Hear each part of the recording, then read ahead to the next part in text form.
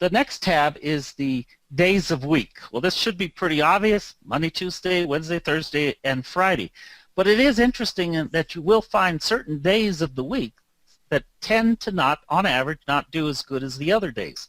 So setup's the same on this tab. It's a blue tab, so it looks the same as all the other blue tabs. Let's just slide over real quick to the analysis and see if we can identify a day of the week that may be a little better than any of the others.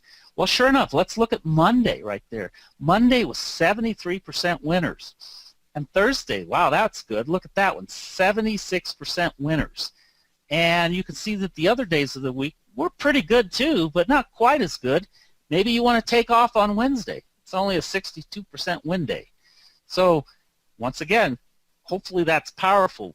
I think for a lot of people, the trick is to have a life, not spend all the time in front of the screen trading. So it's important to be able to analyze these trades and figure out how do you optimize your time and make the most money for the time you're spending in there. Yeah, Barry, this is incredible. Another thing that I noticed right away is that the trades were evenly distributed pretty much across all 5 days. So the volume or the quantity of trades were pretty much within a tight range of each other. And I also noticed that, 62% is still a solid winning edge. You can make a serious amount of money with a 62% winning percentage, but maybe armed with knowledge like this, you just back off your position size a little bit and then stack up your position size a little higher on, say, Mondays and Thursdays. Yeah, that's a great way to use way to look at it. Absolutely.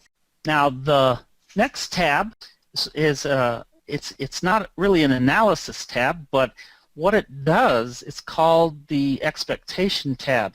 And if we can take some of the data off the data screen with regards to our average dollars won over here on the left, let me highlight that. Over here on the left, we can see that this vertical axis is the average dollars won divided by the average dollars lost.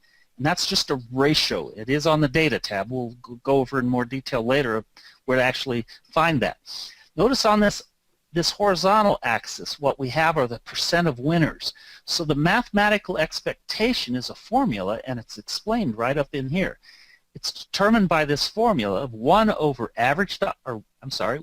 plus average dollars won divided by average dollars lost times the winning percent minus 1. Now this formula is documented in a lot of trading books, so it's available out there. You could probably even Google it and find it. But what it tells you is the expectation of your system to continue to make money in the future. So by understanding the relationship between these two numbers, the average dollars won over average dollars lost and the percent of winning trades, we can figure out where this trading system lies. So anything in the red zone has a mathematical expectation below 0, or it's negative. That means it's expected to lose money going into the future.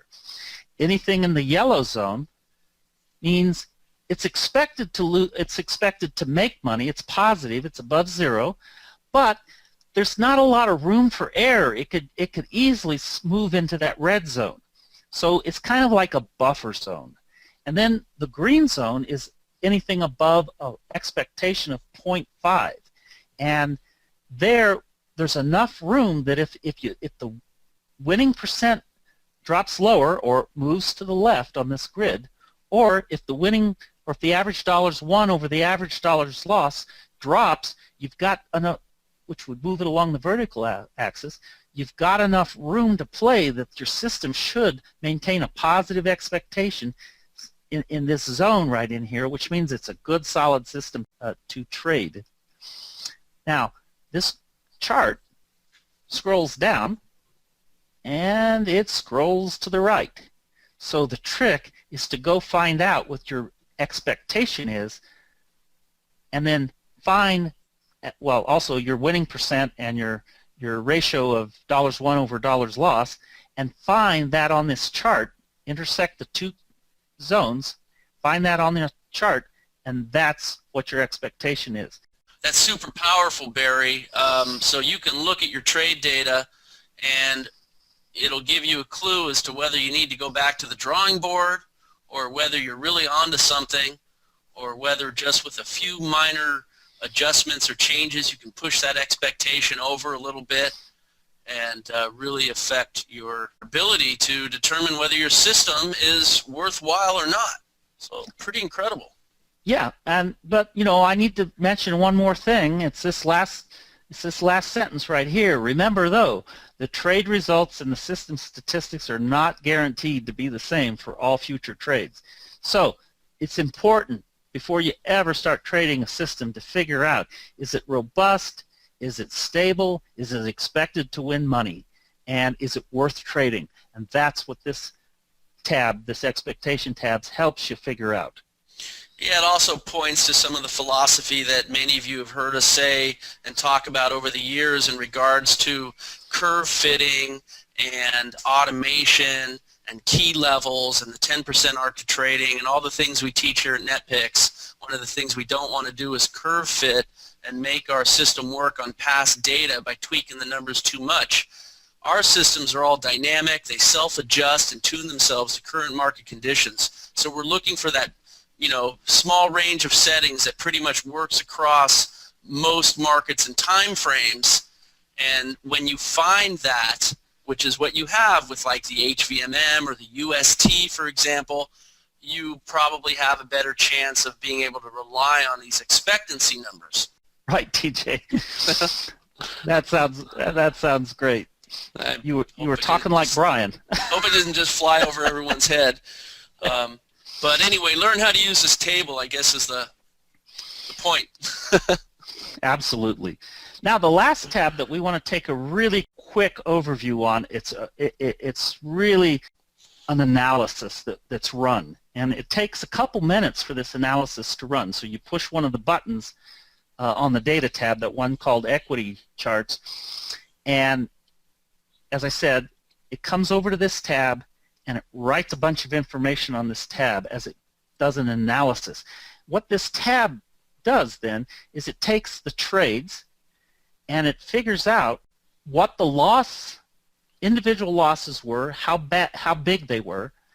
It figures out what the largest loss episode was. It then looks at the drawdown, and we'll talk about what the difference between a loss episode and a drawdown episode is. But it looks at the loss episodes, the drawdown episodes, and it also calculates how many contracts you could have been putting on during this sequence of trades based upon the risk parameters you put on the main data tab. And it will ultimately provide you with a set of graphs. Let me let those come up here. It will show you a set of graphs that will show you what the single contract equity curve looks like, which is the blue line. Let me get my highlighter. So this blue line, which is on this left axis because the numbers are in blue, the right axis is the green line, the numbers are in green, the equity curve's in green, but what that green equity curve is the managed contracts equity curve. Again, based upon your risk factors, it'll figure out how to add contracts, and you can see that the blue line, the single contract, made, it's right here, so if we come across to the blue axis, this one made about $100,000. Now just a point of reference here, it started with a $40,000 account, and it made $100,000 in the account size. That's the actual account. The green one, starting at the same $40,000, again on the blue one here, you can see it started at 40, but the green one's over on the right axis, so it started way over here. You can't actually see a specific number, but it'd be right around 40,000, same number. And by putting on more contracts and minimizing or controlling your risk, it's able to come up, and this system would have made almost $700,000. Exact same set of trades. That's really powerful.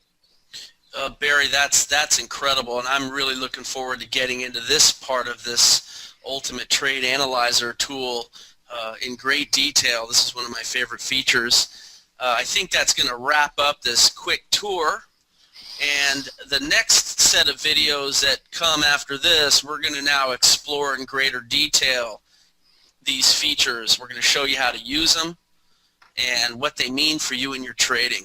So Barry, great job in walking us through this overview. And I'm going to end this now. Let everyone go, have some lunch. We'll review this a number of times until they feel comfortable with it, and then we'll meet up on the next video. Thanks a lot, TJ.